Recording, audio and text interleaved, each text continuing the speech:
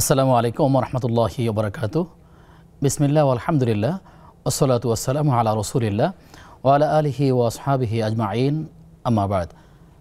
প্রিয় দর্শক শ্রোতা ভাই বোন, আপনাদের প্রত্যেককে স্বাগত জানাচ্ছি নেক্সাস টেলিভিশনের প্রতিদিনকার আয়োজন বেকম্যানস বিস্কিটস নিবেদিত ইসলামী জীবন বিধানের আজকের পর্বে। আপনাদের সঙ্গে আব্দুল কাহার রয়েছি। আমার সঙ্গে মেহমান রয়েছেন অত্যন্ত শ্রদ্ধাভাজন ব্যক্তিত্ব, লেখক এবং গবেষক, সাবেক বিশ্ববিদ্যালয়ের শিক্ষক শায়েখ হাফেজ ডক্টর ABM হিজবুল্লাহ। আসসালামু আলাইকুম। ওয়ালাইকুম আসসালাম ওয়া রাহমাতুল্লাহ। স্যার, আশা করছি আপনি আল্লাহ তাআলা ভালো রেখেছেন আপনাকে। আলহামদুলিল্লাহ।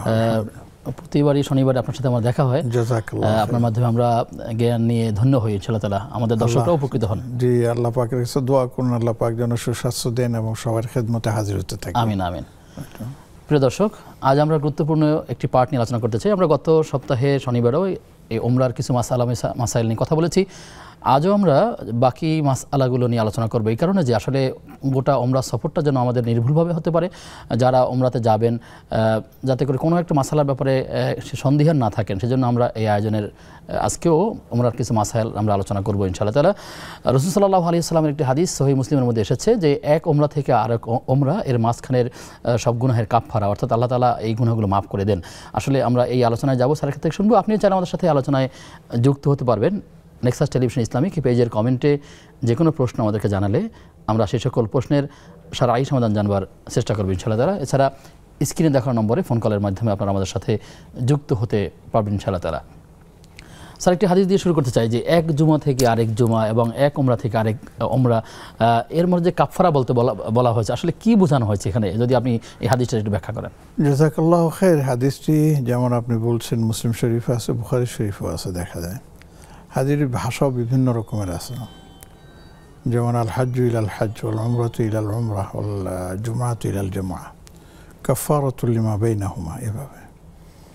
তো শব্দটা যেহেতু কাফফারা আসছে, তার অর্থ হচ্ছে যে এই দুই হজ অথবা দুই উমরা অথবা দুই ফরজ নামাজের মাঝখানে কারো যদি কোনো গুনাহ হয়ে যায়, তাহলে ওই দ্বিতীয় যে হজটা করলো অথবা দ্বিতীয় উমরাটা করলো অথবা দিন নামাজটা পড়লো, এর দ্বারা ওই মাঝখানের গুনাহগুলো আল্লাহ পাক মাফ করে দেন। এইগুলোই মানে এটার জন্য কাফফারা হয়ে যায়। তবে শর্ত আছে, সে শর্ত হচ্ছে যে গুনাহগুলো যেন কবিরা গুনাহ না হয়। কেননা কবিরা গুনার জন্য তওবা শর্ত, আর সগীরা গুনাহ যদি হয় কবিরা না হয়ে, তাহলে সেটা শূন্য তওবার পাশাপাশি যদি করে তো ভালোই, আর যদি না করে তাহলে নেক আমলের মাধ্যমে আল্লাহ রাব্বুল আলামিন তার সেই ছোট গুনাহগুলো মাফ করে দেন। কোরআনে কারীমের মধ্যে এই প্রসঙ্গে আল্লাহ পাক বলেছেন যে ইন্নাল হাসানাত ইউযহিবনাস সাইয়্যাত, যে হাসানাত মানে নেক আমলগুলো, এগুলো সাইয়্যাত মানে যে সমস্ত ছোটোখাটো গুনাহগুলো ইচ্ছাকৃত অনিচ্ছাকৃত দিনে হোক রাতে হোক যেখানেই হোক হয়ে গেছে, তাহলে এইগুলো থেকে মুক্তি পাওয়ার উপায় হচ্ছে নেক আমল করা। নেক আমল করলে সেগুলো আল্লাহ পাক মাফ করে দেবেন। আর যদি কবিরা গুনাহ হয়ে যায় তাহলে তার জন্য তওবা করতে হবে। যেমন কোরআনে কারীমের মধ্যে আল্লাহ পাক বলছেন ওমান তাবা ওয়া আমিলা সালিহান ওমান তাবা ওয়া আমানা ওয়া আমিলা আমালান সালিহান ফাউলাইকা ইউবাদদিলুল্লাহু সাইয়্যাতিহিম হাসানাত। যদি কেউ কবিরা গুনাহ করে ফেলেছেন, এখন সে যদি সেই কবিরা গুনাহ থেকে তওবা করে আল্লাহর কাছে, মানে ঈমানদার হয়ে তওবা করে, তাহলে আল্লাহ পাক তাদের সেই কবিরা গুনাহকেও বা যেটা হয়ে গেছে সেটা আল্লাহ পাক নেক আমল দ্বারা পরিবর্তন করে দেবেন। ফাউলাইকা ইউবাদদিলুল্লাহু সাইয়্যাতিহিম হাসানাত ওয়া কানাল্লাহু গফুরুর রাহিমা। এরপর আয়াতে আল্লাহ পাক ইরশাদ করেছেন ওয়ামান তাবা ওয়া আমিলা সালিহান ফাইন্নাহু ইয়াতুবু ইলাল্লাহি মাতাবা। আর যে ব্যক্তি তওবা করেছে এবং সে তওবার পরে সে নেক আমল করেছে, তাহলে সে আল্লাহর সন্তুষ্টি অর্জনের জন্যই সেটা করেছে, এবং এর মাধ্যমে আমরা আশা করতে পারি আল্লাহ রাব্বুল আলামিনের তিনি রহমত প্রাপ্ত হবেন এবং আল্লাহ পাকের নৈকট্য এবং সন্তুষ্টি লাভের পথে তিনি এগিয়ে যেতে পারবেন ইনশাআল্লাহ তাআলা। স্যার, একটি বিষয়, আমরা যখন কাউকে ওমরা যায়, অনেকেই দেখা যায় যে আয়েশা মসজিদ, এখান থেকে কেউ কেউ আবার এহরাম পরে আবার নতুন করে ওমরার নিয়াত করেন। আসলে সেটি সবাই করতে পারবে কিনা, নারী পুরুষ, এবং কার জন্য করতে পারবে, কারা করতে পারবে না, অথবা যারা মক্কায় থাকেন তারাই বা কী করবেন, আর যারা মক্কার বাইরে থেকে আসেন মূলত তাদের মিকাত কোথায় হবে? জাযাকাল্লাহু খায়র। আসলে মসজিদে আয়েশাটা এটা হচ্ছে এটার একটা মানে আছে, প্রসঙ্গ আছে যে উম্মাহাতুল মুমিনিনের কোনো একজন হজের সফরে ছিলেন নবীজি সাল্লাল্লাহু আলাইহি সাল্লামের সাথেই। তো হজের মানে সময়ের মধ্যেই তিনি এই এর নাম কি জিয়ারত, তওয়াফ জিয়ারত করার আগে তার আপনার পিরিয়ড শুরু হয়ে যায়। তো সেই অবস্থায় তিনি অবরুদ্ধ হয়ে যান। এই জন্য তার কি জানি বলে তওয়াফও করতে পারছিলেন না, আবার কি জানি বলে এর নাম কি তওয়াফ জিয়ারতও তিনি করতে পারছেন না।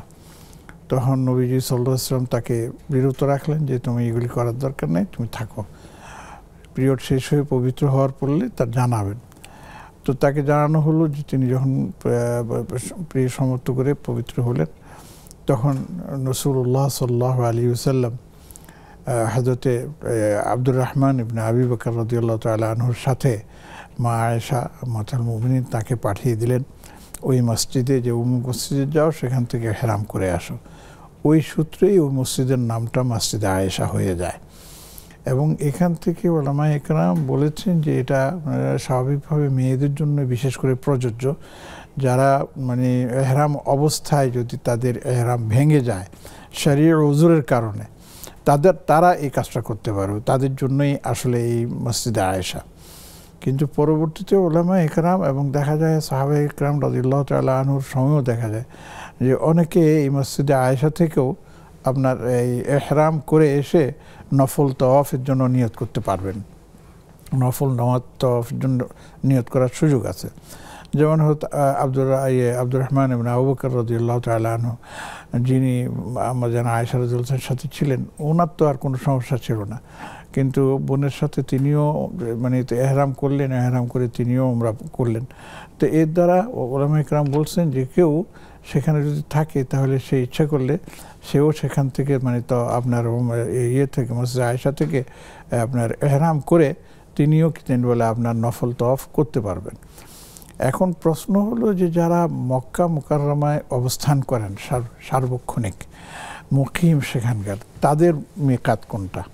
তো এই ব্যাপারে যেটা মাসআলা আছে সেটা হচ্ছে তারা যেখানেই থাকে সেটাই তাদের মিকাত। তাদের জন্য আপনার সেই মক্কা এর নাম কি মসজিদে আয়েশায় যেতে হবে প্রয়োজন নেই, তাদের জন্য মিকাতের বাইরে গিয়ে আবার আপনার এর নাম কি আপনার ইহরাম করে ঢুকতে হবে এটারও প্রয়োজন নেই।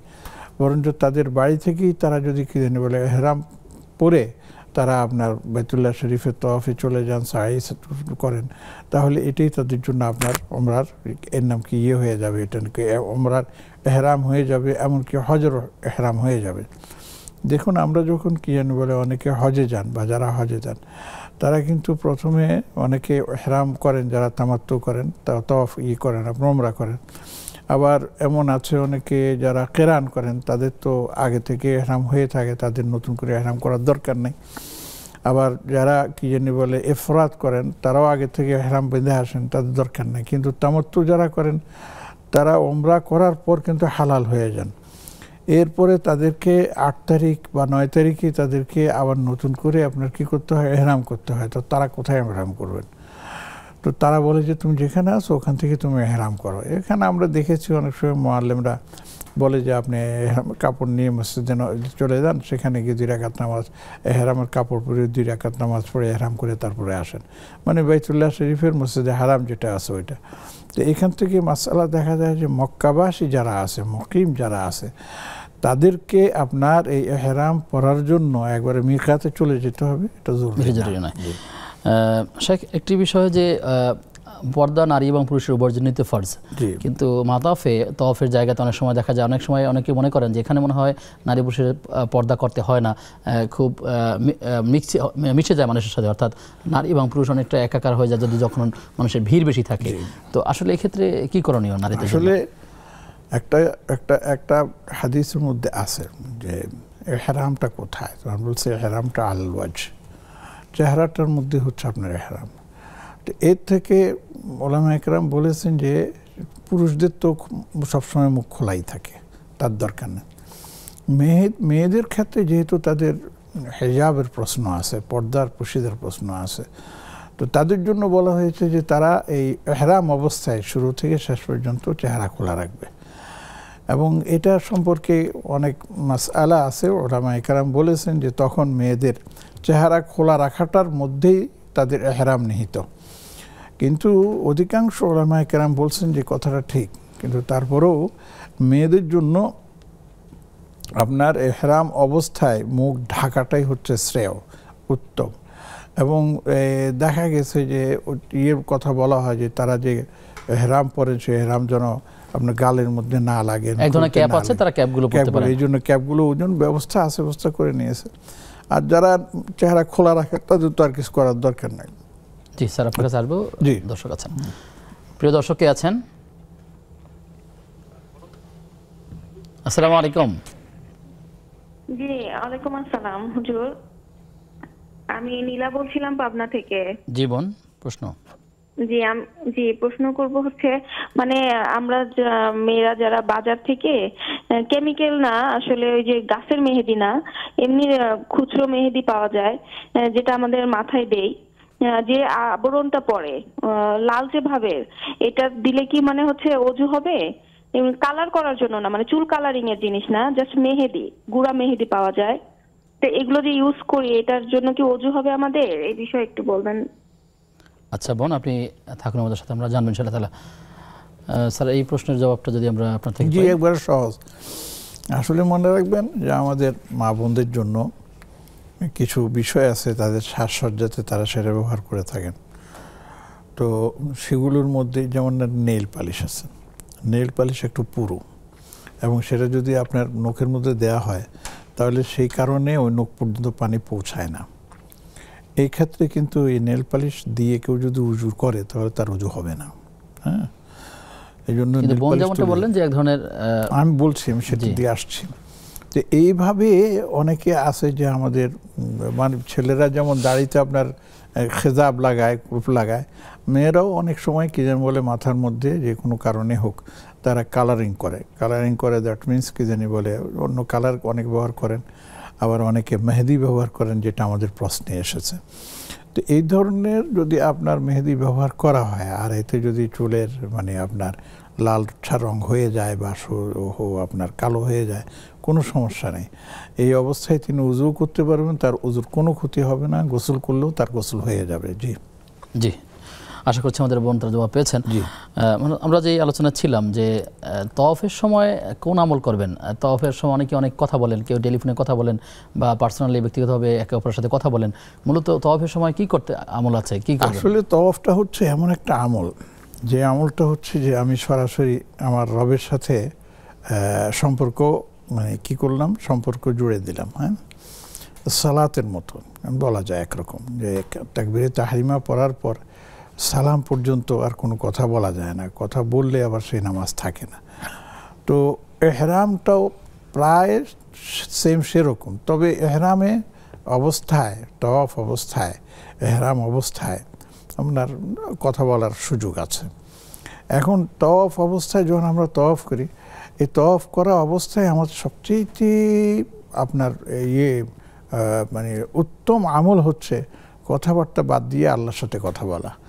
তার মানে আল্লাহ কাছ থেকে কথা বলা মানে আল্লাহ থেকে আপনার গুনাহ মাফ করিয়ে নেয়া। দেখেন, প্রতিদিন বলা হয় যে আল্লাহর পক্ষ থেকে আপনার 120টি আপনার রহমত নাজিল হতে থাকে, তার মধ্যে 100টার মতোই হচ্ছে আপনার এই তওয়াফকারী যারা আছে তাদের জন্য। বুঝেছেন?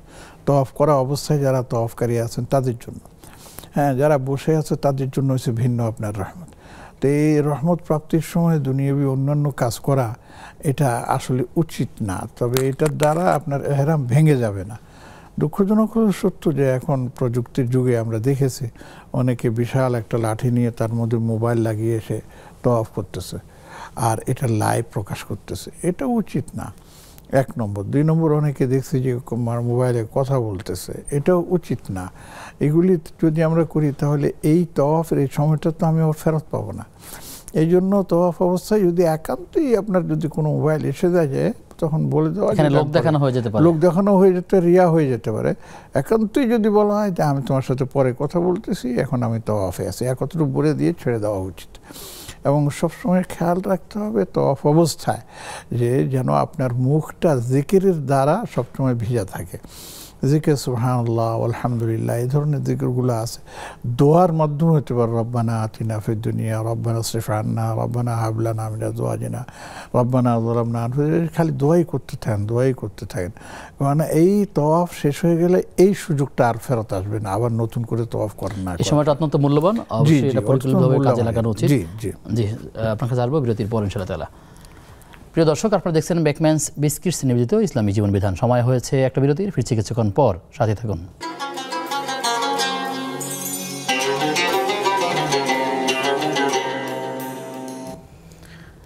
বিরতির পরে সবাইকে আবারও আমন্ত্রণ নেক্সাস টেলিভিশনের প্রতিদিনকার আয়োজন বেকম্যানস বিস্কিটস নিবেদিত ইসলামী জীবন বিধানের আজকের পর্বে। আপনাদের সঙ্গে আব্দুল কাহার রয়েছি, আমার সঙ্গে মেহমান রয়েছেন শেখ হাফেজ ডক্টর ABM হিজবুল্লাহ। স্যার, আপনার কাছে আবার আসলাম। আমাদের কাছে কিছু প্রশ্ন আছে, যে প্রশ্নগুলো বিচ্ছিন্নভাবেই এসেছে। সাফা এবং মারোয়া যখন কেউ সাই করে, সেখানে কোন কোন দোয়াগুলো মূলত পড়তে হয়? আসলে সেটার জন্য নির্ধারিত কোনো দোয়া নাই। হ্যাঁ, আপনি যখন সাফাতে গিয়ে আপনার সাই শুরু করবেন, তার আগে কিবলামুখী হয়ে দোয়া করার একটা সুযোগ আছে, এবং নবীজি সাল্লাল্লাহু আলাইহি ওয়াসাল্লাম এই দোয়া করেছেন হাত তুলে, এবং বলা হয়েছে এই দোয়া আল্লাহ পাক কবুল করেন। সাফাতে যেমন মারওয়াতেও তেমন কিবলামুখী হয়ে হাত তুলে দোয়া করার সুযোগ আছে। এটা কি যতবার সাফাতে থাকবে যতবার? হ্যাঁ, প্রত্যেকবারই জি। তবে এখন সেই সুযোগ দেয় না, যারা থাকে মানে প্রচণ্ড ভিড় থাকে তো, আর যদি দাঁড়িয়ে সবাই করতে থাকে 10-15 মিনিট লেগে যায়, অনেক সময় 5-7 মিনিট লেগে যায়, মানে ভিড় হয়ে যায়। তো এই জন্য যারা দায়িত্বে থাকে তারা ইয়া আল্লাহ বলে সরায় দেয়। 1 2 নম্বর হচ্ছে যে প্রথম যখন সাফার সাই শুরু করবে, তখন দোয়া যেগুলি আছে তার মধ্যে লা ইলাহা ইল্লাল্লাহু ওয়াহদাহু লা শারীকা লাহু লাহুল মুলকু ওয়া লাহুল হামদু ওয়া হুয়া আলা কুল্লি শাইইন কাদির। এরপরে আছে ইন্নাস সাফা ওয়াল মারওয়াতা মিন শাআইরিল্লাহ। আয়াতের মধ্যে লেখাও আছে সেখানে। হ্যাঁ, সেখানে ওইটা লেখাও আছে। আমরা নাবদাউ কামা বাদা এভাবে বলা থাকে আর কি। তো এই দোয়াগুলো করা যায়, এই দোয়াগুলো করে শুরু করবে। এরপরে যখন তিনি অলরেডি সাই শুরু করবেন, সাই চলাকালীন অবস্থাতেও তিনি যে কোনো দোয়া করতে পারবেন, ওখানে কোনো নির্ধারিত দোয়া নেই যে এই দোয়াগুলি করতে হবে।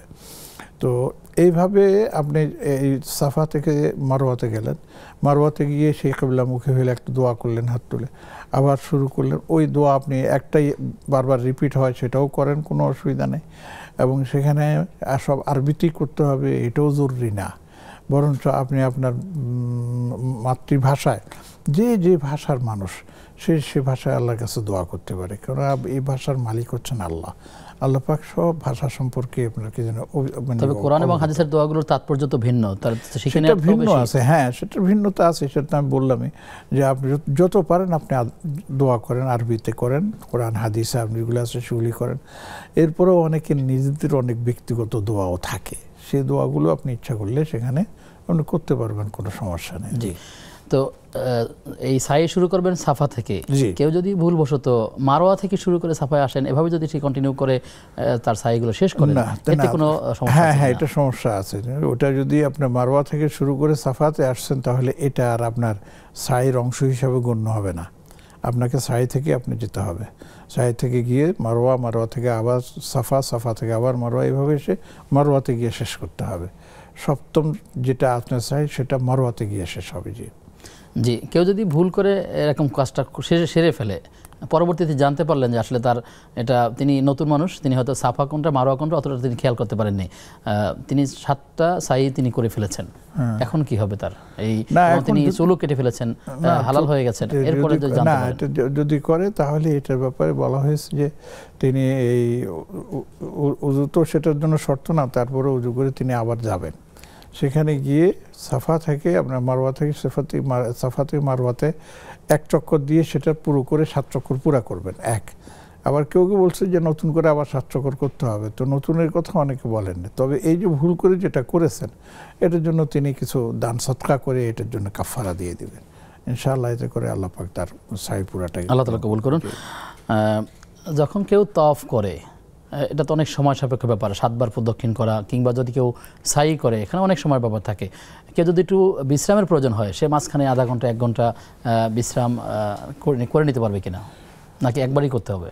না, আপনার তাওয়াফ এক জিনিস, সাই আরেক জিনিস। যদি প্রচণ্ড ভিড় থাকে তাহলে দেখা যায় তাওয়াফেও সময় লাগে।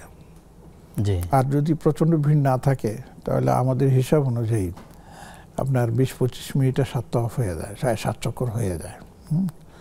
কারণ হাজার আসওয়াদ থেকে শুরু করে খুব কাছ থেকে ঘুরলে অনেক সময় কম লাগে। অনেক সময় কম লাগে। তো এই সময় আপনার তেমন একটা রেস্টের প্রয়োজন হয় না। তারপরেও 2টা চক্কর দিল, 3টা চক্কর দিল, একটু ক্লান্তি বোধ করলো, তখন দেখা যায় যে আশেপাশে চেয়ার থাকে, বসার জায়গা থাকে, সেখানে বসে একটু রেস্ট নিয়ে আবার পরবর্তীগুলো শুরু করে দিল। এটা করার সুযোগ আছে। আচ্ছা, এখন আসেন যে তাওয়াফের পরে সাই করতে হবে। তাওয়াফের পরে সাই কি একবার সাথে সাথে করা লাগবে? এটা জরুরি না। তাওয়াফের পরে সালাতুত তাওয়াফ 2 রাকাত আদায় করে তারপরে তিনি ইচ্ছা করলে মসজিদের মধ্যে আপনার রেস্ট নিতে পারবেন, কোনো অসুবিধা নেই। আবার ইচ্ছা করলে যে তিনি বাসায় চলে গেলেন, বাসায় চলে গেলে কিন্তু তাওয়াফের আপনার যে এহরাম আছে ওটা খোলা যাবে না। ওইটা অবস্থাতেই তিনি সেখানে গিয়ে একটু রেস্ট নিলেন, উজু টুজু করলেন, হ্যাঁ, করে এসে তারপরে তিনি আপনার এর নাম কি সাফা মারওয়া সাই করলেন। এতেও কোনো সমস্যা নেই। জি জি, শুকরিয়া আপনাকে। হুইল চেয়ারে করে যদি কেউ সাই করেন আর কেউ যদি হেঁটে করেন, তো এই সওয়াবের ক্ষেত্রে কি কোনো তারতম্য আছে কিনা? অথবা কেউ যদি তাওয়াফের ক্ষেত্রেও এমন হয় যে নিজ দিয়ে সে হেঁটে করতে পারলো না, তিনি 2 তলায় বা 3য় তলায় হুইল চেয়ারে করলো আর কি, তো সওয়াবের ক্ষেত্রে কোনো তারতম্য হবে এক্ষেত্রে? ইনশাআল্লাহ আশা করি হবে না।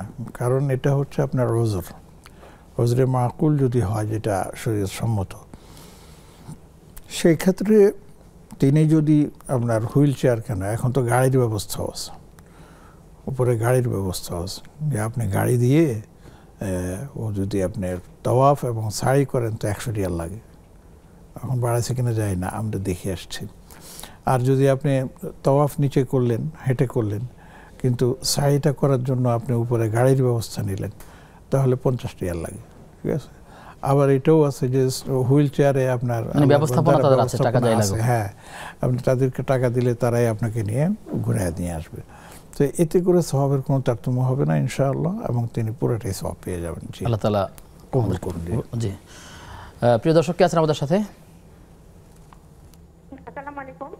ওয়ালাইকুম আসসালাম ওয়া রাহমাতুল্লাহ। আমার একই প্রশ্নটা হচ্ছে যে আমরা মেয়েরা তো পিরিয়ড অবস্থায় কোরআন পড়তে পারবো না, সেটা জানি, কিন্তু আমার বাচ্চা ছোট, তাকে কোরআন শিখতে দিয়েছিলাম। এতদিন কায়দা পড়তেছিল, কায়দার আমাকে শিখাতে চাইলে আমি শিখে দিতাম। এখন কোরআন ছোট ছোট সূরাগুলো শুরু করছে কয়েকদিন হলো। তো এই অবস্থায় যদি এসে আমার পিরিয়ড অবস্থায় ছোট একটু ভুল গেল, একটু একটা শব্দ শিখে চাইলো, এই পিরিয়ড অবস্থায় কি তাকে কোরআনের একটা আয়াতের ছোট অংশ শেখানো যাবে কিনা? একই প্রশ্ন। জি, আপনি থাকেন আমাদের সাথে, আমরা জানবো ইনশাআল্লাহ তাআলা। আমাদের সাথে আরো একজন দর্শক যুক্ত আছেন। দর্শক কে আছেন? আসসালামু আলাইকুম। ওয়ালাইকুম আসসালাম ওয়া রাহমাতুল্লাহ। হুজুর, আমি খুলনা থেকে বলছি, শামিমা। জি বোন, আপনার প্রশ্ন শুনতে চাই। হুজুর, আমার প্রশ্ন হচ্ছে কি, আপনার মনে করেন যে কেউ 11 মানে অল্প বয়সে তার বিয়ে হয়েছিল, হ্যাঁ, আচ্ছা, তারপরে তারা দুজনে বিয়ে করে, বাসা থেকে কেউ জানে না কারোর, কিন্তু আপনার সে বিদেশে চলে যাওয়ার পরে তাদের আর যোগাযোগ হয় না, কিন্তু মেয়েটা মনে করেন যে পরে গিয়ে বিয়ে শাদী করে, এটা কি তার গুনাহ হয়েছে কিনা? কতদিনের ব্যবধানে বললেন? বিয়েটা তার প্রায় 10 বছর পরে সে আবার বিয়ে করে। এই যে বিবাহ হওয়ার পরে তার স্বামীর সাথে যোগাযোগ নেই, এরকম সময় কতদিন? এরকম 10 বছর পার হয়ে গেছে, কেউ কারোর সাথে যোগাযোগ রাখেনি। আর কারো পরিবার কিংবা না রাখার পিছনে কোনো মৌলিক কারণ আছে? না, মানে সময়টা এমন ছিল যে মেয়েটা কোনো ফোন ছিল না কিংবা যোগাযোগের মতন কোনো ব্যবস্থা ছিল না। কিন্তু এটা খুব সরল রেখায় বলা কঠিন, এই কারণে যে বিবাহ হয়ে গেল, বিদেশ চলে গেল, মাঝখানে 10 বছর পার হয়ে গেল, কি কোনো যোগাযোগ ছাড়াই হাজবেন্ডের সাথে কোনো যোগাযোগই ছিল না? চিঠিপত্র কিংবা অন্য কোনো বিষয় এরকম কোনো যোগাযোগ ছিল না? না। পরবর্তীতে মেয়েটা কি করলো? সে তারপরে তার বাসা থেকে বিয়ে দেওয়া হয়েছিল, সে মনে করেন এখন বিয়ে হয়ে গেছে, সে সংসার করতেছে, এতে তার কোনো গুনাহ হচ্ছে কিনা? জি, আপনি থাকলেন আমাদের সাথে, আমরা জানবো ইনশাআল্লাহ। স্যার, এর আগে যে আমাদেরকে প্রশ্ন করলেন যে তিনি তার সন্তানকে তেলাওয়াত শেখাতে গিয়ে ছোট ছোট ভুল হলে সেটা তিনি সংশোধন করে দিতে পারবেন কিনা? হ্যাঁ, অবশ্যই পারবেন, এটাতে কোনো সমস্যা নেই। এক শব্দ শব্দ, 2 শব্দ, 3 শব্দ করে পড়তে অথবা পারবেন। কোনো আয়াতের দরকার হ্যাঁ, হলে কোনো পরে আয়াতের, হ্যাঁ সেটা পারবেন। যেটা নিষেধ সেটা হচ্ছে যে পিরিয়ড অবস্থায় আমার মা বোনেরা মাসাকে স্পর্শ করে পড়া, স্পর্শ করা যাবে না, এবং তেলাওয়াত যেটাকে আমরা বলি সেটা করা যাবে না। এখন বাচ্চা পড়তেছে, বাচ্চা একটা ভুল করতেছে, তো মানে এটা এইভাবে পড়ো, শব্দটা উনি বলে দিলেন, এটা কোনো সমস্যা নাই, এটা উনি করতে পারবেন ইনশাআল্লাহ। জি, শুকরিয়া আপনাকে। আমাদের বোন শামীমা যে প্রশ্নটি করলেন আপনি সর্বশেষ, আপনি তো শুনলেন আর কি, এই প্রশ্নের উত্তর যদি কি এটা একটা জটিল প্রশ্ন, এটাতে কি হবে এটা আমি ওপেনলি এটা বলাটা বড় কঠিন হলেও যেটা সত্য এবং তিক্ত সেটা হচ্ছে এই যে এই মেয়েটা এভাবে তার পূর্বের যে সম্পর্কটা, স্যার এখানে আরো কিছু কথা আমরা আপনার থেকে শুন, বিস্তারিত সময় লাগবে, আমরা একটু বিরতি থেকে ঘুরে আসি। আচ্ছা, প্রিয় দর্শক, আপনারা দেখছেন বেকম্যানস বিস্কিটস নিবেদিত ইসলামী জীবন বিধান। সময় হয়েছে আবার একটা বিরতির, ফিরছি কিছুক্ষণ পর, সাথে থাকুন।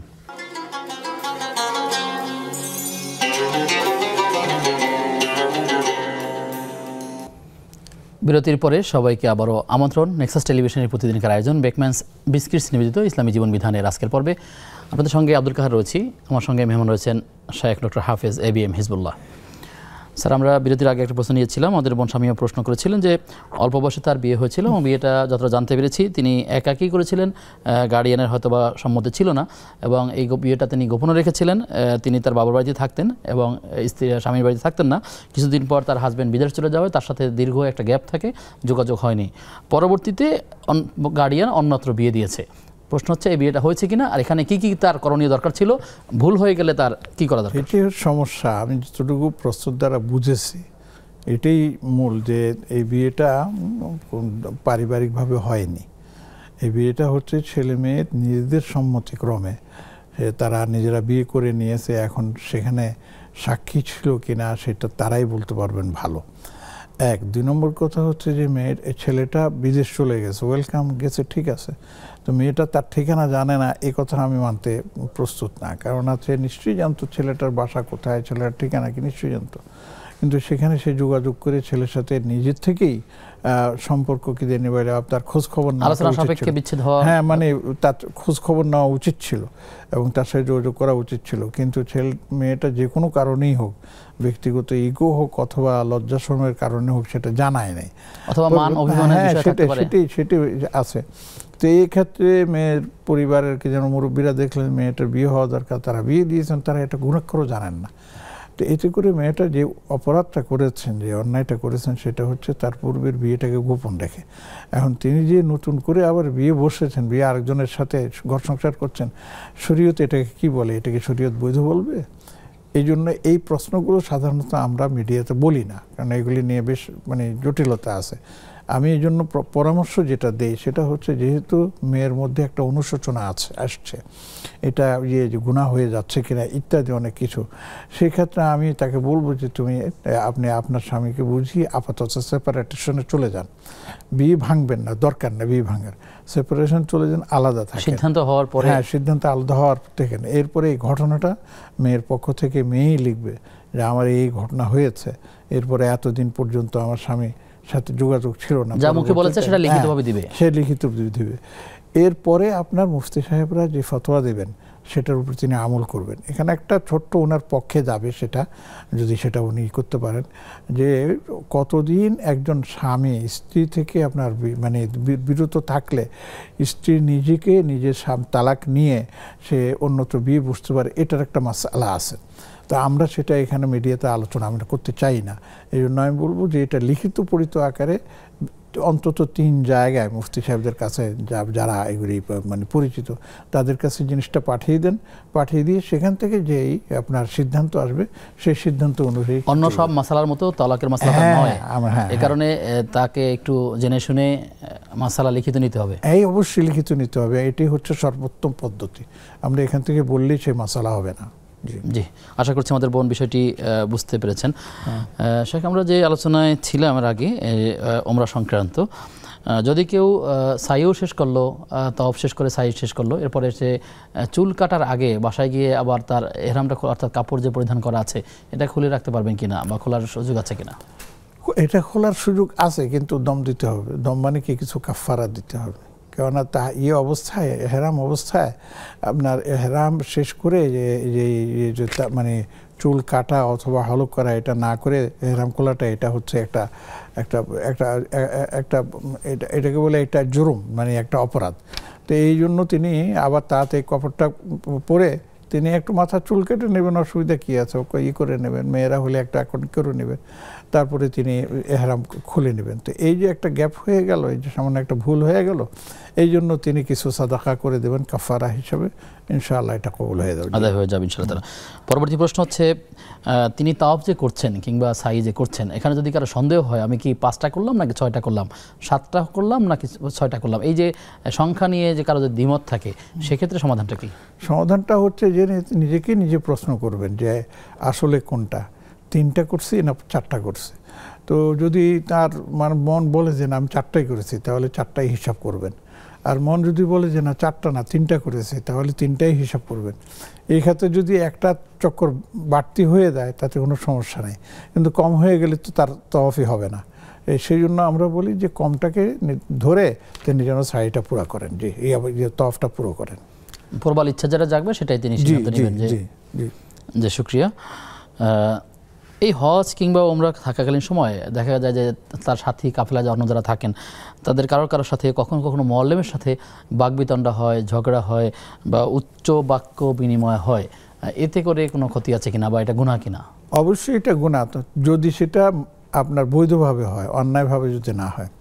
কেননা অনেক সময় দেখা যায় যে মুআল্লিম বলেন আর সাথীরা বলেন, এমন কিছু কাজ করে যে সময় আপনার ঝগড়া না করে উপায় থাকে না, তাহলে কিন্তু আপনি এটাকে অন্যায় বলতে পারবেন না। বরঞ্চ এই সত্যকে প্রকাশ করা অথবা আপনার ভালো কাজের জন্য ঝগড়া করা, এটা তো উদউ ইলা সাবিল রাব্বিকা বিল হিকমাতি ওয়াল মাউযিল হাসানা ওয়াজাদিলহুম বিল্লাতি হিয়া আহসান এর আওতায় পড়ে। হ্যাঁ, নিজেরা কোনো ছোট্টখাট্টো বিষয় নিয়ে যদি নিজেরা ঝগড়ায় লিপ্ত হয়ে যান, এটা নিষেধ, এটার কথা নিষেধ করেছে। এই তরকারিটা আজকে ঝাল হয়ে গেছে, তরকারিটার মধ্যে আজকে লবণ কম হয়েছে, অথবা এগুলি কোনো ব্যাপার না, এগুলি নিয়ে ঝগড়াঝাটি করা এটাকেই বলা হয়েছে নিষিদ্ধ। এটা আপনার এহরাম অবস্থায় এই ধরনের আপনার এর নাম কি তুমুল অভিযোগ করা, একজন আরেকজনের পিছনে লাগা এবং তর্ক বিতর্কে লিপ্ত হওয়া, এটা আপনার ওমরাকারী অথবা হজের জন্য এটা শোভনীয় না। অনেক ক্ষেত্রে মুআল্লিম বা টিচার যারা থাকেন তারা যেই কমিটমেন্ট দিয়ে থাকেন, কখনো কখনো অনেক জিনিস তার হাতেই থাকে না, যেটা হয়তো বা অনেকটা মাধ্যম পেরিয়ে সমাধানটা দিতে হয়। তিনি অনেক ক্ষেত্রে অপারগ, তিনি বোঝাতে ব্যর্থ হচ্ছেন, এখানে অনেককে তাকে দায়ী করা হয়। যদি এরকম মুআল্লিমের পক্ষ থেকে কোনো ধরনের ত্রুটি না থাকে, কিন্তু সেক্ষেত্রে আসলে হাজিদের কি ধরনের ধৈর্য বা এরকম, সেটা তো হাজি সাহেবরা মাশাআল্লাহ, আমি তো বলি যে সরল সহজ হাজি সাহেব এখন কম আছে, সবাই মোটামুটি খুব ভালো আপনার কি জানি বলে অভিজ্ঞতা সম্পন্ন, বুঝাই যায় যে আসলে মুআল্লিম এটা ঠিক করেছেন না বেঠিক করেছেন, এতটুকু জায়গায় রাখবেন বলে এখন কোথায় রাখতেছেন, একটা খাওয়াবেন বলে এখন কি খাওয়াচ্ছেন, এই সুযোগ সুবিধা দিবি বলে এখন কি দিচ্ছেন। সত্যিকার অর্থে প্রতারণা তো করার সুযোগ নাই, একদমই না, প্রশ্নই ওঠে না। এগুলি যদি করতে যায় তাহলে ইনি মুআল্লিম তো না, ইনি তো অন্য কিছু। আমি তো আল্লাহ অবশ্যই তাই করতেছেন এবং তা হচ্ছেও। হ্যাঁ, আল্লাহর বান্দা অনেকেই আছেন, আমি জানি অনেকেই আছেন যে আগে হাজিদের কি জানি বলে আপনার খেদমত, তারপরে যদি কিছু আমার আসে থাকে সেটা ভিন্ন কথা, এরকম আছে। দেখতে হবে যে তিনি সমস্যায় পড়ছেন, এটা আপনার মুআল্লিম কর্তৃক ইচ্ছাকৃত না আসলে সমস্যা কিনা, এবং যদি ইচ্ছাকৃত হয় তাহলে সেটা মেনে নেওয়া যাবে না, আর যদি অনিচ্ছাকৃত হয় তখন বুঝতে হবে যে ভাই মুআল্লিম সাহেব চেষ্টা করেছেন কিন্তু পারেন না, ঠিক আছে মুআল্লিম সাহেব আপনাকে দুই পক্ষ থেকে আসলে ন্যায় বিচার একটা সহনশীলতা থাকতে হবে। প্রিয় দর্শক, কে আছেন আমাদের সাথে? আসসালামু আলাইকুম, আপনি কি প্রশ্ন শুনতে পাচ্ছেন? ওয়ালাইকুম আসসালাম, আমি একটা প্রশ্ন করতে চাচ্ছি। জি জি। আমার প্রশ্ন হচ্ছে, যদি বিতরের নামাজ কাজা হয়ে যায় তাহলে সেটা কিভাবে আদায় করব, নিয়মটা বলবেন? জি, আপনি থাকুন আমাদের সাথে, আমরা জানবো। আমাদের সাথে আরো একজন দর্শক যুক্ত আছেন। দর্শক কে আছেন? আসসালামু আলাইকুম। ওয়ালাইকুম আসসালাম ওয়া রাহমাতুল্লাহ। হুজুর, আমার দুটি প্রশ্ন রয়েছে। জি।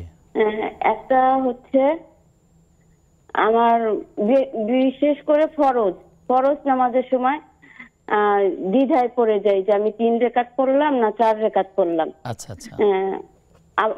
একবার মনে হয় যে হ্যাঁ আমি 4 রাকাত পড়েছি, এখন আমি সালাম ফিরাবো, আবার মনে হয় যে না আমি 3 রাকাত পড়েছি। তো এই রকমের দ্বন্দ্বর ভিতরে পড়ে যাই। তারপরে আমি কি করি, শুধু তাশাহুদ পড়ে ডান দিকে সালাম দিয়ে উঠে আবার 1 রাকাত পড়ি।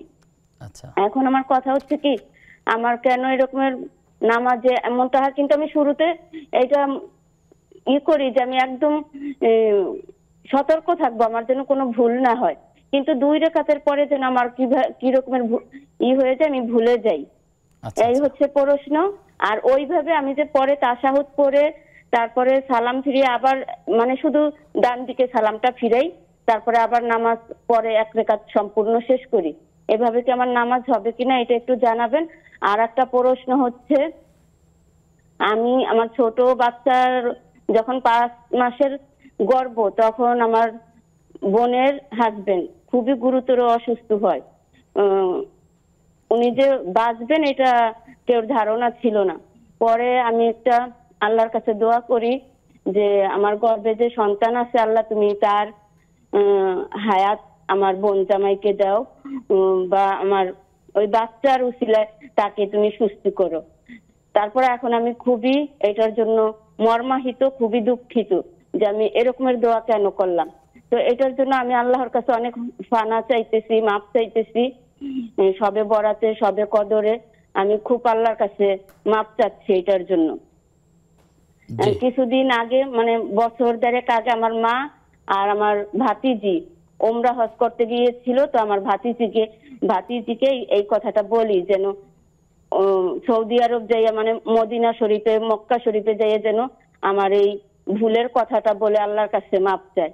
তো আর আমি একটা খুবই ছোট্ট একটা জানের বদলি জান দিয়েছিলাম, সেটা আমার সামর্থ্য আরেকটু সম্ভব ছিল, কিন্তু তারপরও আমি ছোট করেই দিয়েছিলাম। তো আমাকে এটা এই যে আমি এখন এটা ভুল বুঝতে পেরেছি, আর আমি চাচ্ছি যে আমার বাচ্চার হায়াত আমার বাচ্চারই থাকুক, আমার বোন জামাইয়ের হায়াত আমার বোন জামাইয়ের যতটুকু আছে ততটুকু।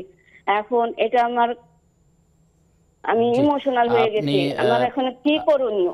আপনি কতদিন আগের কথা ঠিক জানি না, আপনি যেই সন্তানের কথা বলছেন গর্ভের সন্তান, সেটি বর্তমান কি অবস্থা সেই সন্তানের, এটা কতদিন আগের ঘটনাটা? আলহামদুলিল্লাহ ভালো আছে, 2.5 বছর বয়স, এটা 2023 সালের মাঝামাঝি। জি, আমরা বুঝতে পেরেছি। আপনি থাকলে আমাদের সাথে, আমরা ধারাবাহিকভাবে জানবার চেষ্টা করব ইনশাআল্লাহ তাআলা। আমাদের সাথে আরো একজন দর্শক যুক্ত আছেন। দর্শক কে আছেন? আমি রেজা উত্তরা থেকে বলছি। জি প্রিয় ভাই রেজা, আপনাকে ধন্যবাদ। জি, আমার প্রশ্ন হচ্ছে যে পুরাতন মসজিদ ভেঙে যখন নতুন মসজিদ করা হবে, তখন পুরাতন মসজিদের যে অংশটুকু মানে এটা তো ভেঙে আবার নতুন ভাবে করতে গেলে দেখা যাবে নিচের যে ফ্লোরটা সেটা আরো উপরে উঠে যাবে, এবং নিচের ফ্লোরে হয়তো বেসমেন্ট তৈরি হবে, এবং উপরে নামাজের স্থান হবে। তো বেসমেন্টে যেহেতু আগে ওইখানে নামাজ পড়া হয়েছিল, এখন যদি ওটা বেসমেন্ট করা হয়, ওখানে যদি অন্যান্য অফিস টফিস করা যায়, মানে ও মসজিদেরই অফিস বা ইমাম সাহেবের ঘর ইত্যাদি করা যায়, তাহলে এক্ষেত্রে কোনো রেস্ট্রিকশন আছে কিনা? আচ্ছা, ঠিক আছে প্রিয় ভাই, আপনার প্রশ্ন আমরা পেয়েছি। ধারাবাহিক অনেকগুলো প্রশ্ন আমাদের কাছে আছে, আমরা বিরতির পর ফিরে এসে এগুলো জানবো ইনশাআল্লাহ তাআলা। প্রিয় দর্শক, আপনারা দেখছেন বেকম্যানস বিস্কিটস নিবেদিত ইসলামী জীবন বিধান। সময় হয়েছে সর্বশেষ বিরতির, ফিরছি কিছুক্ষণ পর, সাথে থাকুন।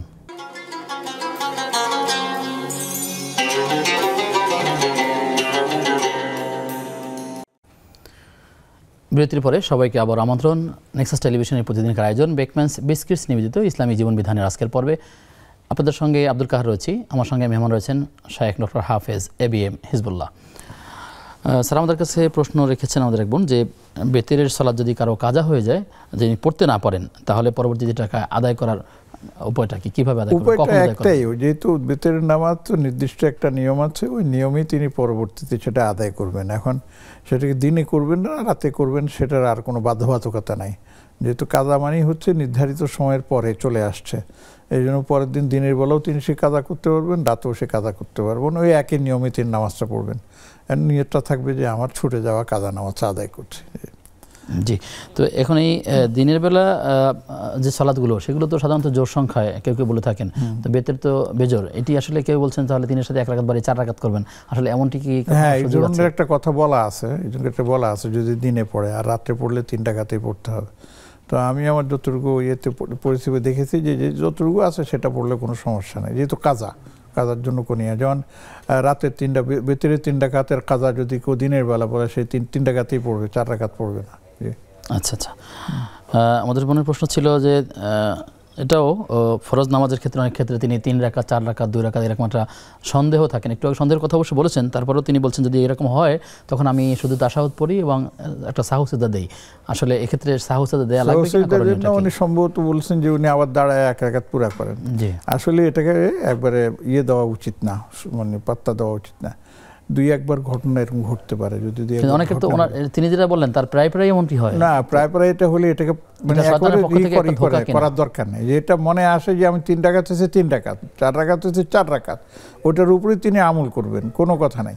হ্যাঁ, শেষের দিকে তিনি সেজদা দিয়ে সেটাকে পুরো করতে পারেন, তো কিন্তু 3 রাকাত তো সেজদা দিলে 4 রাকাত হবে না, আর 4 রাকাত তো সেজদা দিলে 3 রাকাতের যাবে না, কাজে ওটাকে আবার হয়তো দৌড়াতে হবে। তো এই জন্য আমি বলবো যে এটাকে একদম উনি ইগনোর করে চলবেন, যে নামাজের মধ্যে খুব থাকবেন, কনসিয়াস থাকবেন, 4 রাকাত পড়ছি 4 রাকাত পড়ছি, বাস কথা শেষ, সালাম ফিরে তিনি সরে দেবেন। 1-2 দিন এরকম করবেন, সন্দেহের স্পেস দেওয়া কোনো সম্ভব না। এটা করতে গেলে তিনি একটা বিপদে পড়ে চলে যাবেন। জি, আল্লাহ তাআলা আমাদেরকে রহম করুন। আমাদের ক্ষেত্রে প্রশ্ন করলেন এক বোন যে তিনি তার দুলাভাই অসুস্থ, সেই কারণে তিনি তার গর্ভের সন্তান সম্পর্কে বলেছিলেন যে আমার হায়াতটা তাকে দিয়ে দেওয়া হোক, মানে আমার সন্তানের হায়াতটি। পরবর্তীতে সেই সন্তানটি সুস্থ আছেন এবং তিনি যে এই দোয়াটা ফরম্যাটে করেছিলেন এটা দিয়ে অনুতপ্ত যে এভাবে বলা ঠিক হয়নি। আসলে এটা যখন উনি করেছেন তখন আবেগের বশে করেছেন, যে বোন জামাই যদি মারা যায় বোনটা বিধবা হয়ে যাবে, এই জন্য উনি বোনের প্রতি একটা সহানুভূতি প্রকাশ করার জন্য তিনি এটা বলেছেন। এটা আবেগ হতেই পারে, কিন্তু আমার কাছে ভালো লেগেছে যে তিনি পরবর্তীতে নিজের ভুলটা স্বীকার করে নিয়েছেন, এখন অনুতপ্ত এবং সেই জন্য জানের বদলে জান দিয়েছেন। এরপরে আবার তার জানটা মনে হচ্ছে যে আসলে সঠিক হক আদায় করে দেওয়া হয়নি এরকম হচ্ছে।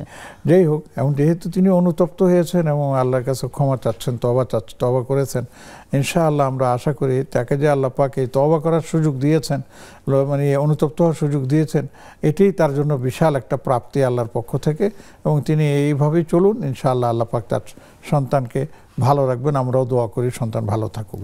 জি, আমাদেরকে ভাই রেজা ফোন করলেন যে পুরাতন একটি মসজিদ ভেঙে সেখানে বহুতল ভবন একটি মসজিদ করা হচ্ছে এবং নিচতলায় বেসমেন্ট কিংবা অফিস বা মসজিদের স্বার্থে সেই আবাসিক রুম কিংবা করা হচ্ছে, এটি করা যাবে কিনা, এখানে ওয়াকফ কোনো বিষয় কিনা, ওয়াকফে উল্লেখ থাকা বা না থাকা বা মসজিদের কল্যাণ এটা করতে পারেন কিনা, এটি মাসালাটা কোত্থেকে নেবেন? না, এটা মাসালাটা আছে, বড় চমৎকার মাসালা আছে, এবং আমি এর জন্য পরামর্শ দেব যে আপনি এটা আপনার এলাকার বিজ্ঞ আলেমদের সাথে পরামর্শ করে আপনি এই সিদ্ধান্তটা নিন। তবে আমি যতটুকু জানি, যেমন সৌদি আরবে দেখেন অনেক মসজিদ ভেঙে রাস্তা বানিয়ে ফেলছে, অনেক মসজিদ ভেঙে আপনার বহুতল করেছেন, এরকম আছে। তো এই মশালাটা নিয়ে মানে দ্বিমত আছে, আমি সেটাই বলতে চাচ্ছি। কেউ বলেছেন যে না, ওয়াকফ যদি করা হয় তাহলে আর মাটির নিচে আপনি কোনো কিছু করতে পারবেন না, সেখান থেকে এই বেসমেন্ট করেন আর যাই করেন সেখান থেকে আপনাকে মসজিদ হিসাবে উপরে তুলতে হবে।